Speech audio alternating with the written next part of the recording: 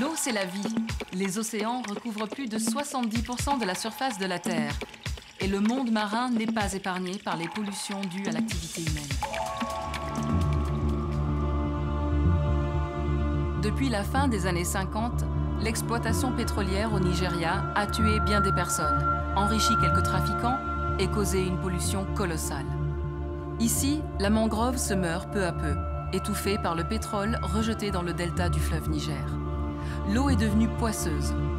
Depuis 50 ans, les trafiquants et les compagnies pétrolières auraient laissé échapper dans le delta près de 200 000 tonnes de pétrole par an, l'équivalent d'une énorme marée noire. Un vrai fléau selon le maire de la ville de Bodo.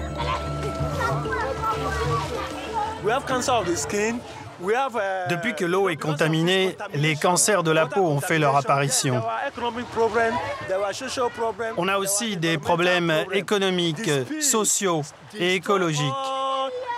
Car le pétrole détruit toutes nos ressources naturelles. Il a fait disparaître poissons et crustacés. Maintenant, il tue même les hommes. Il a aussi détruit le sens de la vie des gens, parce que toute notre communauté dépend de cette eau. Aujourd'hui, il n'y a plus de travail, car on ne peut plus pêcher ni cultiver. Le pétrole a tout détruit. Le pétrole n'est pas un bienfait, mais une malédiction.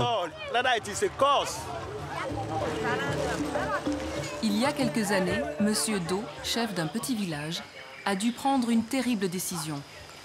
Ordonner aux 400 habitants d'évacuer leur maison et d'abandonner la terre de leurs ancêtres. Je vais vous montrer l'eau que l'on était obligé de boire. Regardez, regardez dans quel état est la source d'eau potable. Autrefois, c'est ici que les femmes venaient puiser l'eau. Mais très vite, le pétrole a empoisonné la nappe phréatique. Regardez cette huile à la surface de l'eau. On ne peut rien faire ici, ni la cuisine, ni la lessive.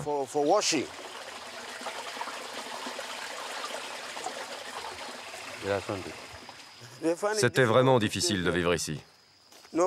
Pas d'eau, pas d'électricité. On n'avait même plus de quoi se nourrir. Regardez-moi ça. Le delta du Niger se vide tout doucement de sa population. Et les experts disent qu'il faudrait 25 à 30 ans pour dépolluer ces eaux. Selon les autorités, la pollution a ramené l'espérance de vie des habitants à 40 ans, alors qu'elle est de 60 pour le reste du pays. C'est tout pour aujourd'hui. Et souvenons-nous, le monde marin est 2 fois plus grand que le monde émergé sur lequel nous vivons. Sa survie dépend aussi de nous.